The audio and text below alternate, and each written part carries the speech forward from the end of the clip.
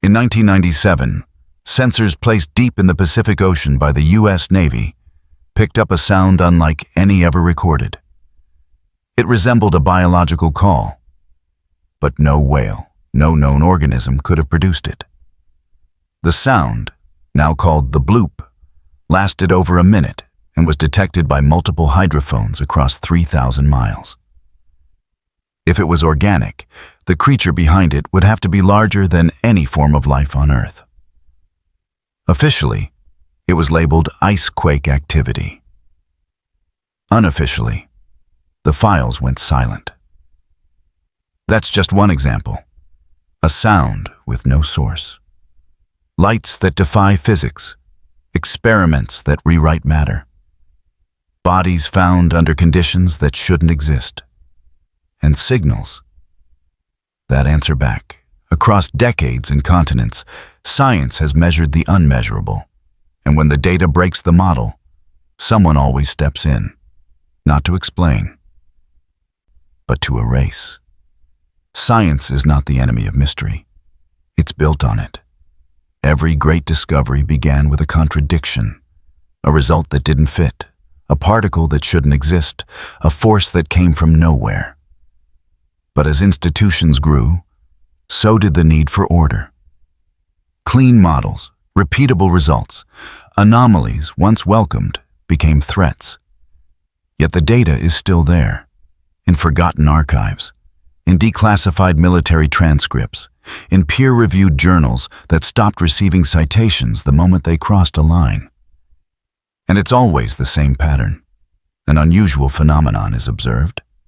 The evidence is gathered. Researchers speak cautiously at first, then with urgency. Then the reports vanish. The funding disappears.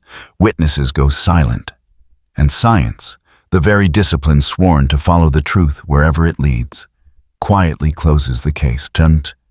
This isn't speculation. It's record. In 1972, a U.S. Geological Survey report logged magnetic pulses in northern Alaska that defied known geophysical principles. The report was withdrawn before publication. In 2009, a controlled experiment at Stanford involving human perception ended abruptly after subjects began reporting near-identical hallucinations, details still sealed. In 1983, an entire team of seismologists in the Andes resigned after what they described as impossible geological feedback. Their findings were never released. 10 cases, separated by oceans and decades, unrelated in topic, scope, and field, but connected by a single thread. They should not exist, and yet they do. These aren't ghost stories. These are documented anomalies. When something shatters the model, when even the scientists stop speaking, it's not the absence of data. It's the presence of silence. This is not a journey into folklore. This is a descent into the places where science breaks, and no one wants to admit why. 10 seemingly isolated reports. But follow them carefully, and the shape that emerges suggests something intentional, something curated. These are not unsolved mysteries. These are unanswered warnings. In the summer of 1997, a team at NOAA, America's National Oceanic and Atmospheric Administration, was analyzing underwater acoustic data in the South Pacific when they noticed a sound. It was low frequency, sustained, and eerily organic. What alarmed them was not just its strange tonal quality, it was its volume. The sound had been detected by hydrophones spaced over 3,000 miles apart. In acoustic terms, that meant it had to be massive. They labeled it the bloop. At first, they suspected machinery, maybe a submarine anomaly or classified Navy test. But the frequency curve didn't match engines or explosions. It resembled the vocal range of a living organism. One NOAA scientist remarked, "If it's a creature, it's bigger than anything we've ever known." Then came the deeper analysis. The signal triangulated to a point near 50 digs 100 degrees, far from major shipping routes, closer to the desolate southern ridge of the Pacific Ocean, nearly 4,000 meters deep. The temperature and salinity data from the region did not support tectonic activity or ice quakes, and there were no visible disturbances on satellite thermal scans. Theories emerged. Could it be an undiscovered whale species? Some form of marine echolocation distorted by pressure? But even the largest blue whale couldn't generate a signal of this intensity, not even close. Other scientists quietly floated the idea of biomechanical unknowns. That phrasing didn't appear in public papers. For 2 months, the bloop repeated. Short, wideband bursts lasting a minute each, spaced irregularly. Then it stopped. Completely. No further events have been recorded since. In 2005, NOAA issued a statement attributing the bloop to icequake activity, a term that conveniently fit the data but left critical contradictions unexplained. No correlating seismic activity had been detected at the time. No preceding calving events, and no underwater ice masses large enough to match the acoustic energy. Internally, several researchers involved were reassigned. The full original audio was never made public. Some low-fidelity versions were leaked, sparking endless speculation online. The original team never spoke again on record. But one note from a 1998 internal NOAA memo survived a FOIA request. It read, "If this is biological, it changes everything we know about scale." And this wasn't the last time sound would reveal something forbidden. The next case? A town haunted not by what they heard, but by what no one else could. In the high desert town of Taos, New Mexico, the silence is supposed to be absolute.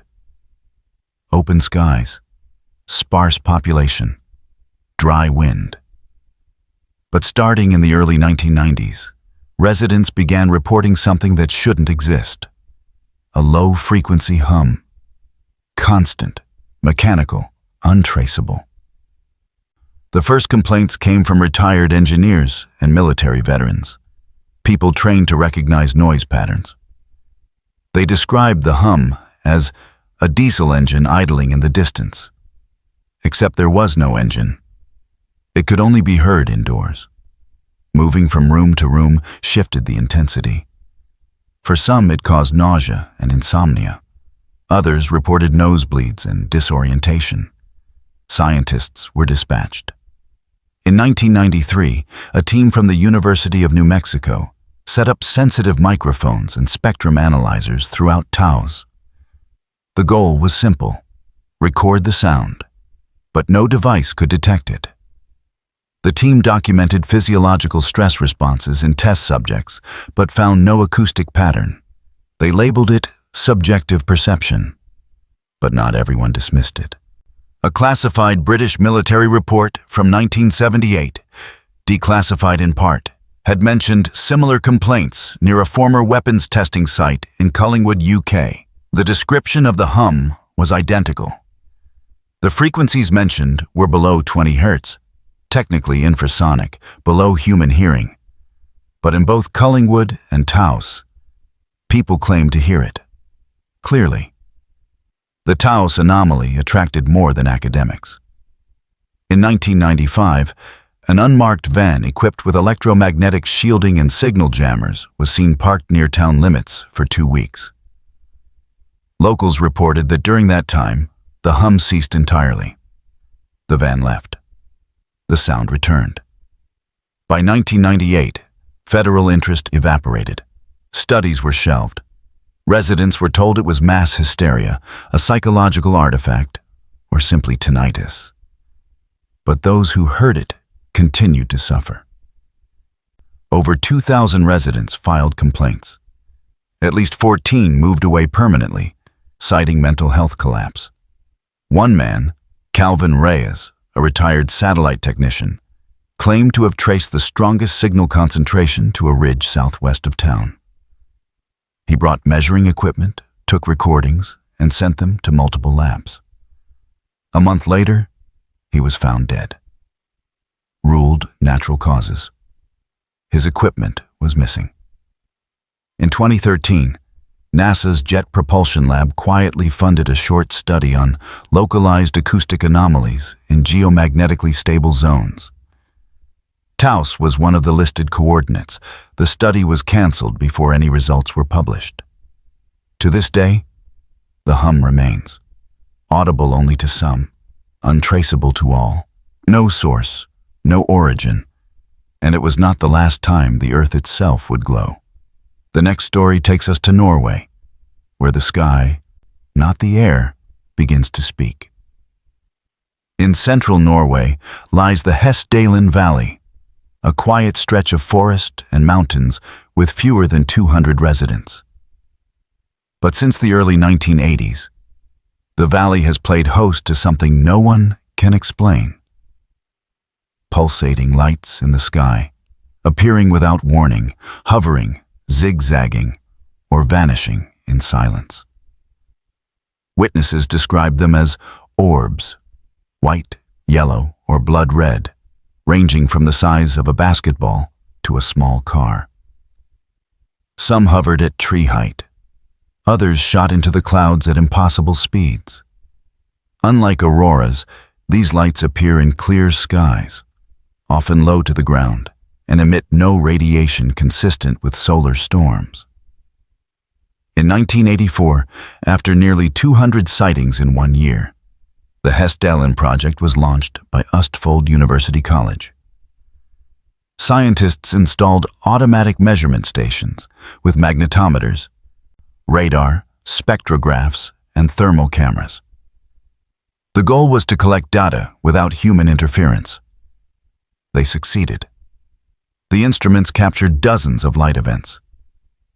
One recording showed an object accelerating from 0 to 8,000 km/h in less than a second, without producing sonic boom or heat plume. Radar confirmed presence. Cameras showed thermal signatures inconsistent with atmospheric plasma. Spectrographic analysis detected metallic elements, scandium and titanium, in the emission spectrum. The research continued through the 1990s. But by 2004, funding was quietly reduced. In interviews, researchers cited lack of institutional support despite ongoing anomalies. Some of the original footage disappeared from the archives. Others were degraded, officially due to storage errors. Then, a 2010 report from a retired NATO surveillance technician surfaced, suggesting Hessdalen had been monitored by multiple defense satellites as a non-hostile unknown. His records listed light activity correlating with certain geomagnetic minima. Not published, not peer-reviewed, not denied. One photograph taken in 2002 showed a metallic object surrounded by 3 glowing spheres, none of which appeared on radar, though the central mass did. The image was confirmed unaltered. The Norwegian military issued a single press statement in 2012. No threat detected. Atmospheric misidentification likely.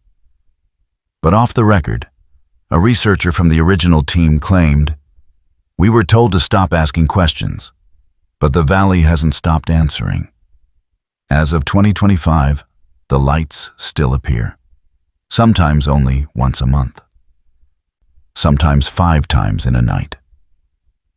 Independent stations still record them. None of the patterns match weather, solar, or seismic activity. And one final note. Several electromagnetic spikes during light events matched infrasonic pulses recorded during the Taos hum period. If these first 3 were coincidences, Story 4 will test that theory. The next case enters the laboratory, where physics itself seemed to listen back. In 2007, a series of experiments at Princeton University's Peer Lab, Princeton Engineering Anomalies Research, quietly revisited the infamous double-slit experiment from quantum physics. But with one critical variable added: human consciousness.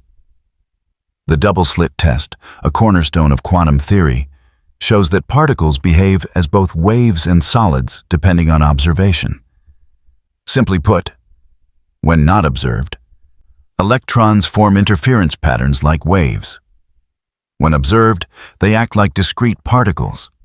The implication: the act of measurement changes reality. But what if observation didn't require eyes, just intention?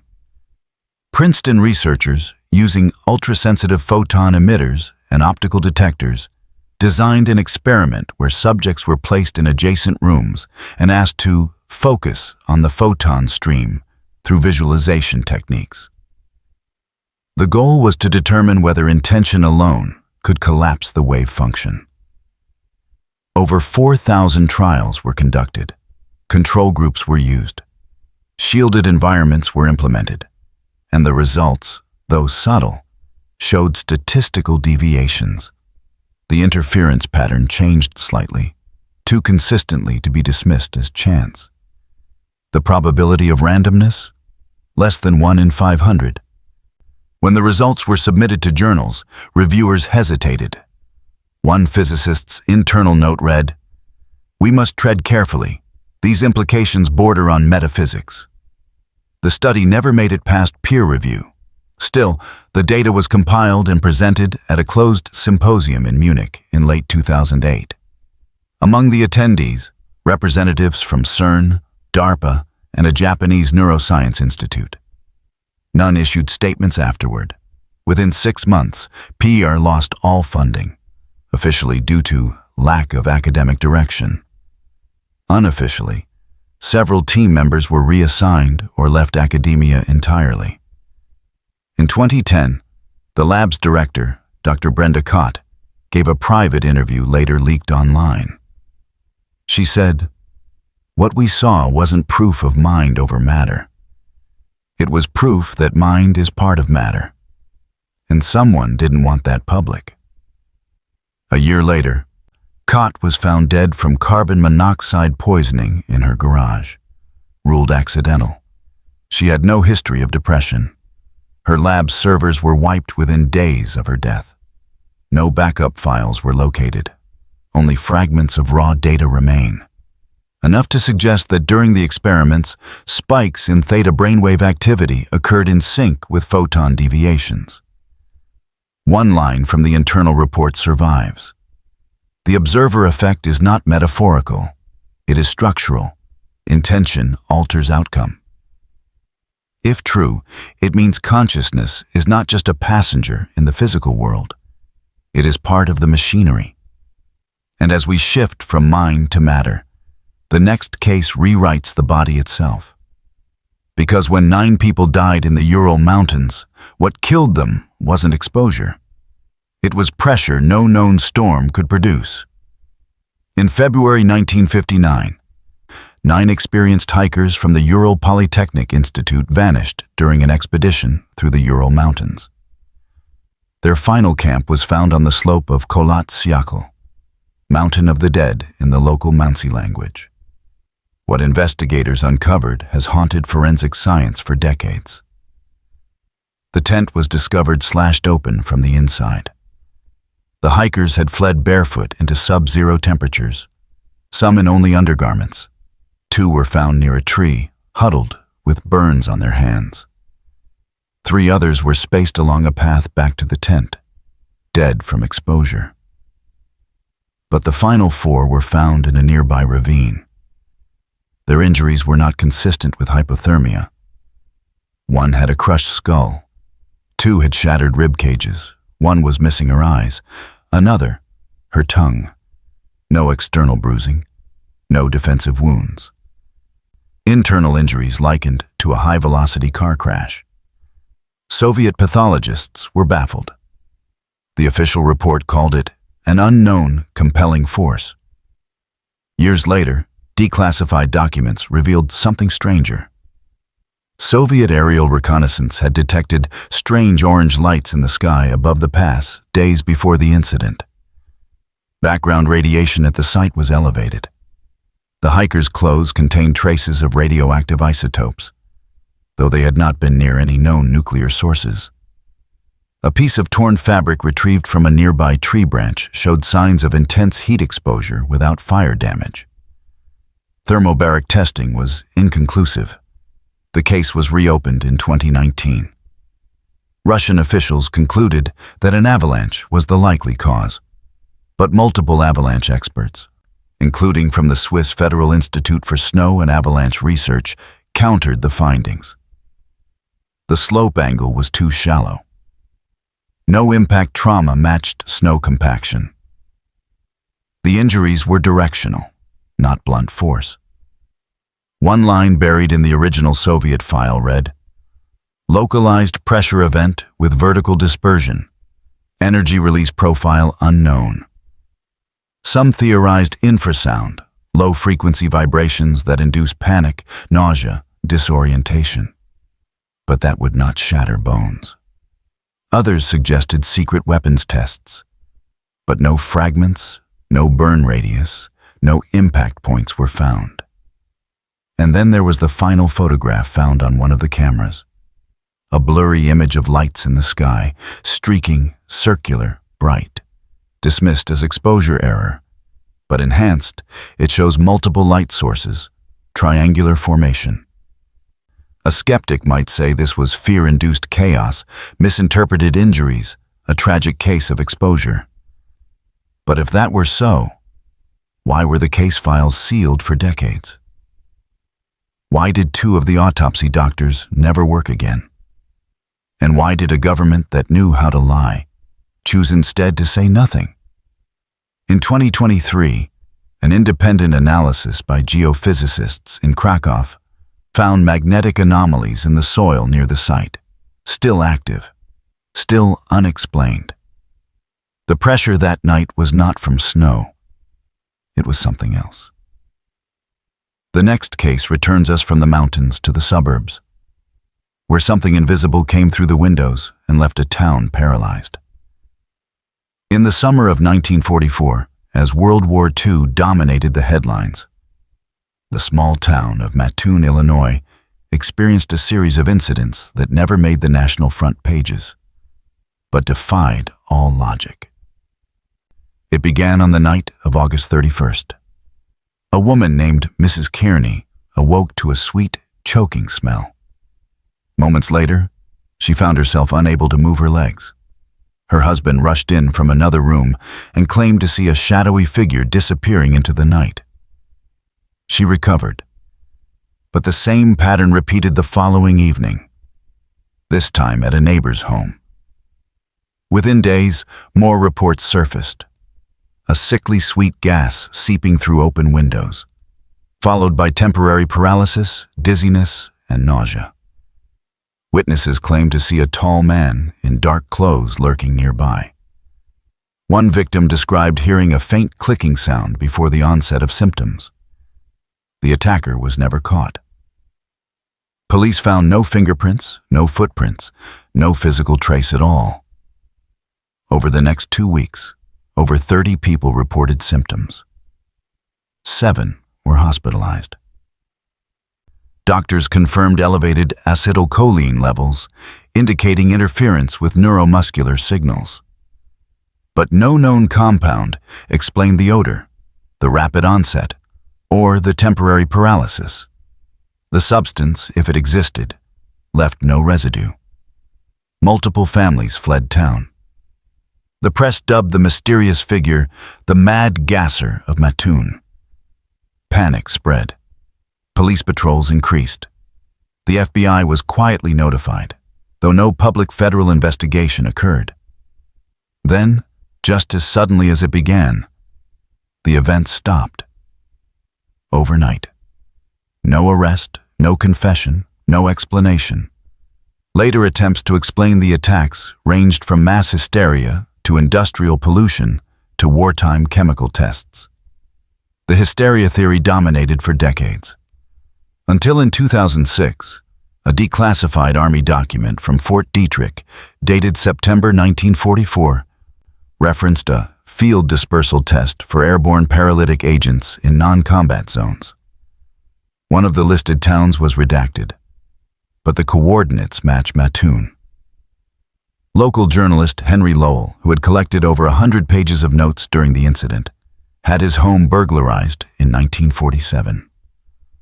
Only one thing was stolen: the files on the gas events. Police records confirmed the break-in. Nothing else was taken. In 2011, a geochemist reviewing regional soil samples found elevated levels of barium chloride, a compound not naturally present in the area, but consistent with certain nerve gas delivery agents used in early U.S. experimentation. Whether it was a lone attacker, a psychological contagion, or something deliberately released, the facts remain. Something entered those homes, incapacitated people without contact, and vanished without a trace. And from here, the pattern stops asking for permission. The next case is not about a weapon, but a slip. A break in chronology itself. 2 scholars, a garden, and a window into another century.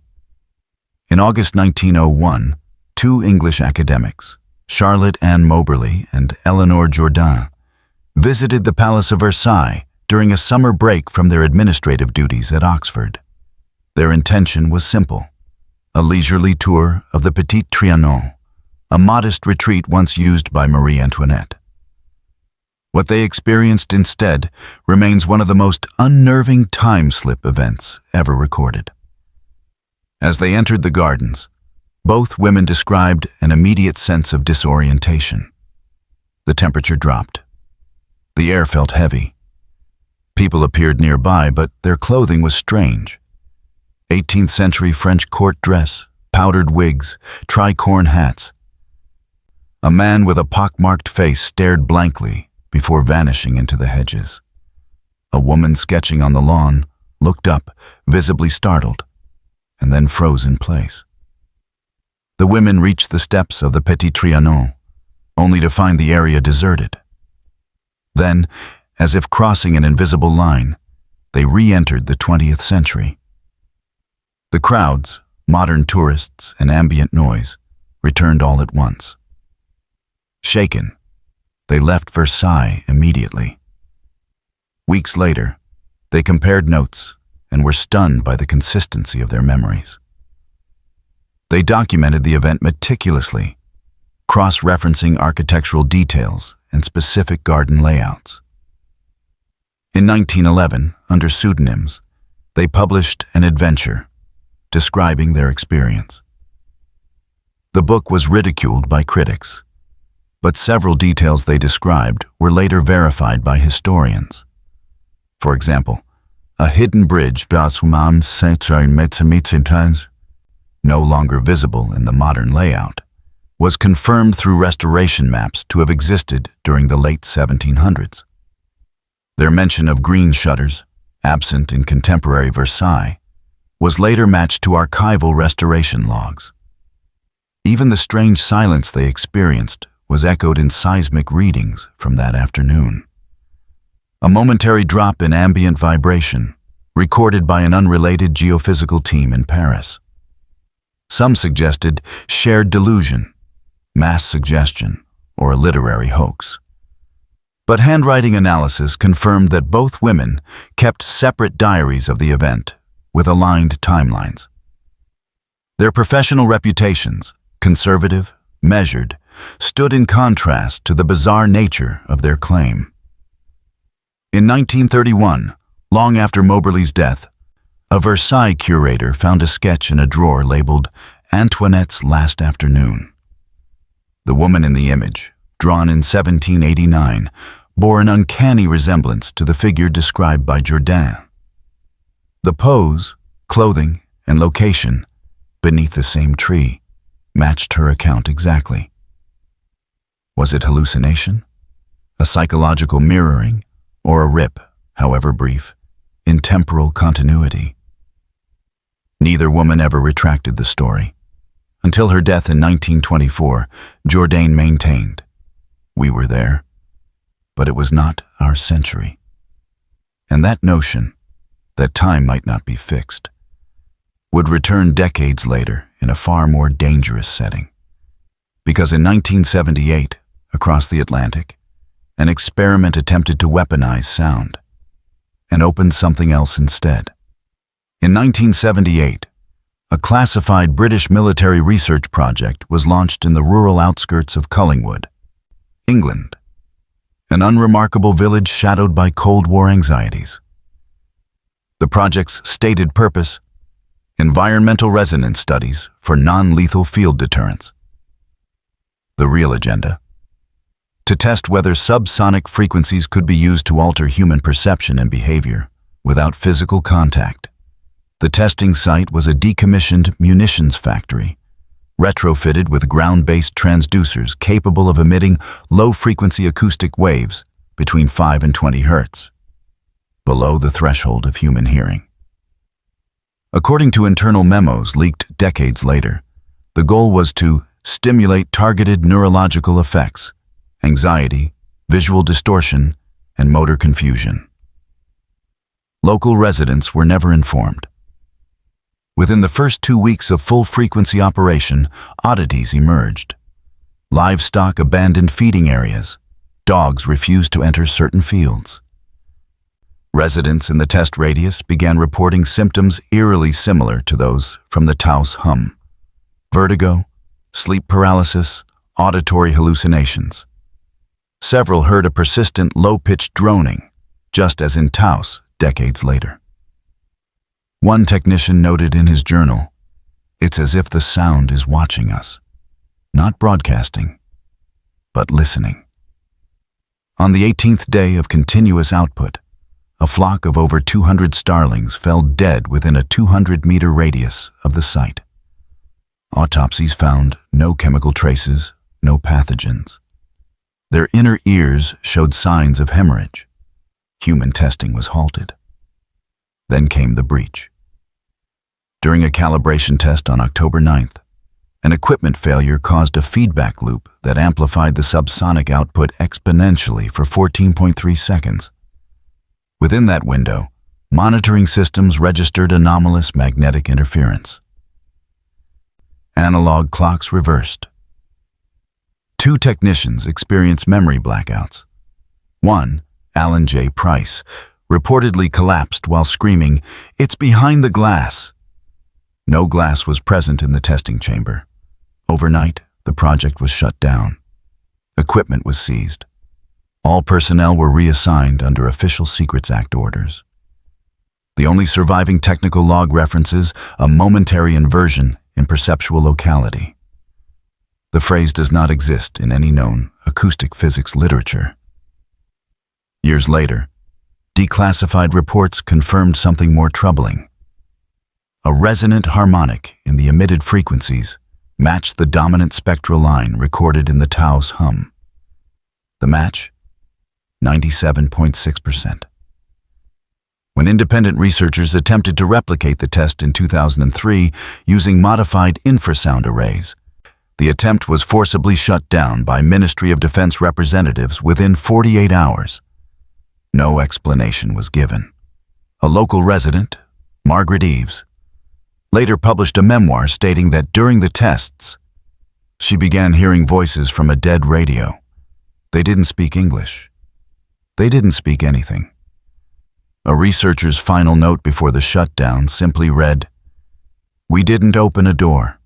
We found out one was already ajar." The frequency was real. The signal was real. And it was not the last time something came through. Because the next case would bring that presence into physical proximity, into the same room, and it would begin watching, without ever blinking. In 2009, a neuroscience team at Stanford University's Department of Behavioral Sciences began a controlled study into sensory deprivation and the neurological triggers of hallucination. The experiment involved isolation tanks, soundproof, lightless chambers filled with skin temperature saline. The goal: to monitor brain activity during prolonged sensory void. The first phase proceeded as expected. Subjects reported time distortion, phantom touches, or faint lights. But during Phase 2, extended immersion beyond 60 minutes, a pattern emerged. 6 participants, isolated in separate tanks, began reporting the same figure. They called it the Shadow Man. Described identically by each subject, humanoid, featureless, over 6 feet tall, always seen at the edge of vision, watching silently. Some saw it inside the tank. Others saw it only after the sessions ended, standing in corners or reflected faintly in windows. Subjects exhibited elevated cortisol levels, heightened theta brainwave activity, and significant occipital lobe stimulation, more intense than in REM sleep.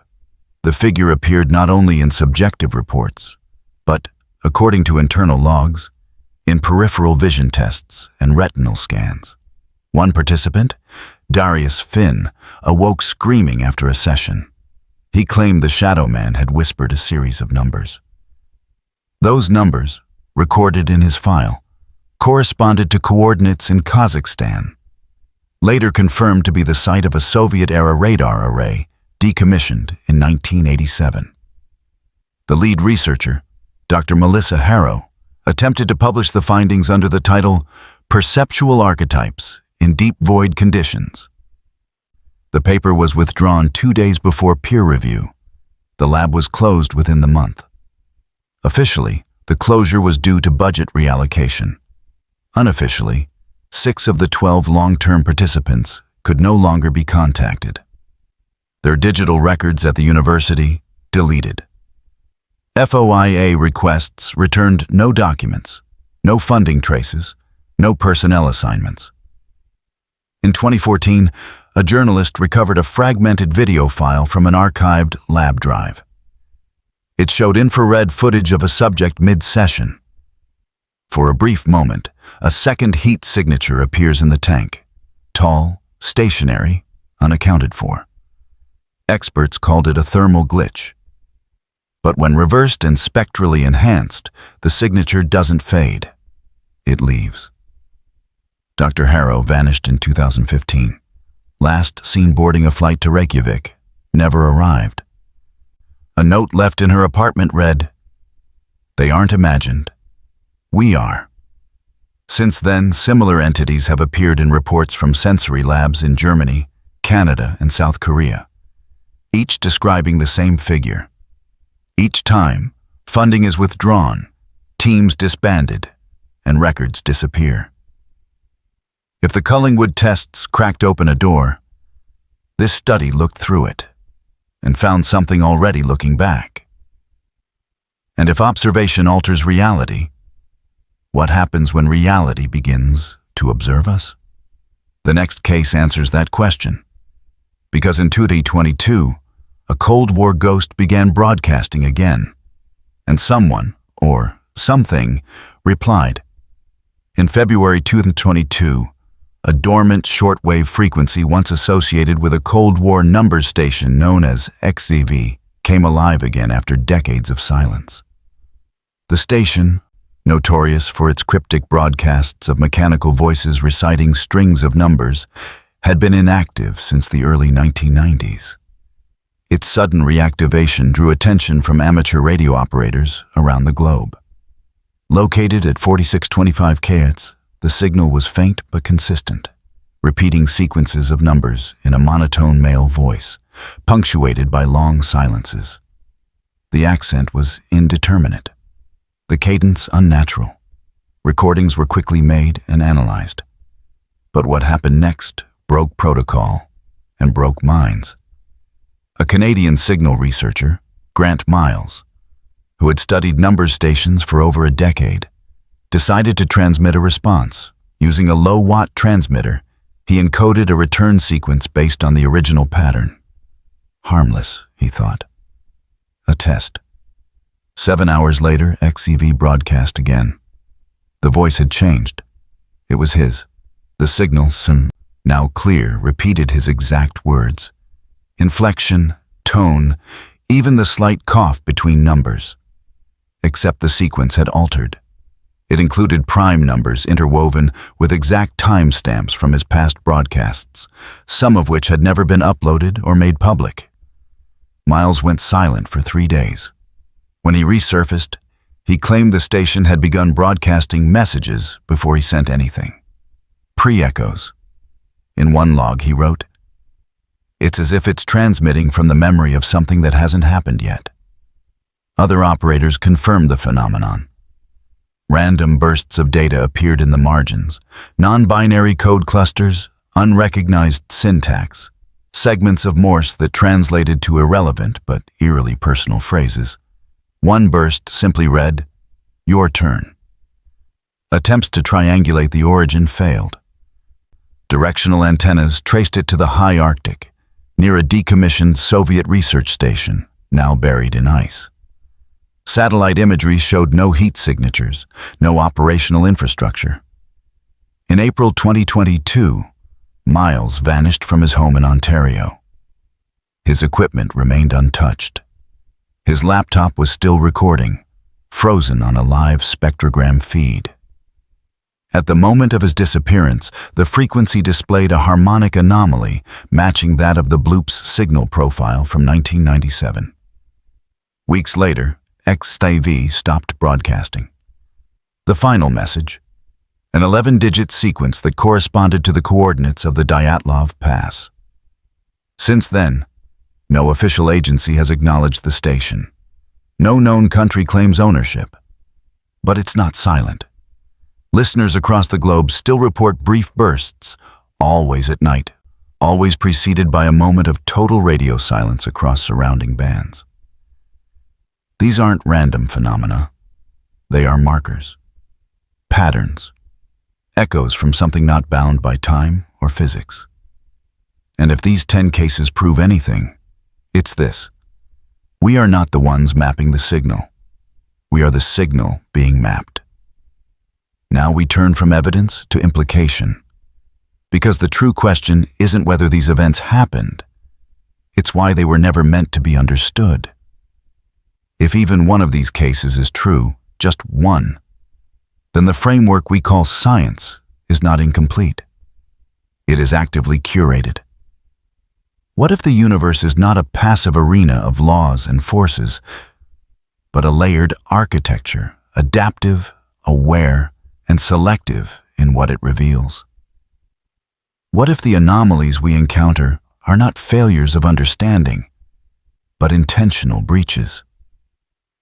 Punctures, warnings, a sound without a source, a frequency that folds space, a figure that appears when silence deepens, and messages that reply in our own voice before we ever speak. These are not isolated. They repeat, they escalate, and they vanish as soon as we try to measure them. Still, some would argue this is all coincidence, misinterpretation stacked upon urban legend, confirmation bias fueled by fear, mass suggestion filling in the blanks left by broken instruments and stressed minds. That is possible. But so is the alternative, that we've glimpsed the edges of a system not designed for our understanding. A deeper protocol behind what we call nature, one that reacts when watched and erases when questioned. So we're left with a choice. Dismiss it all as noise, or ask what signal we're not supposed to receive. Because if the truth was never lost, but deliberately unlearned, then the real mystery isn't what's out there. It's what we're being kept from seeing. What do you think these cases point to? This video is created for analysis and storytelling. Sources are public. Approach extraordinary claims with healthy skepticism.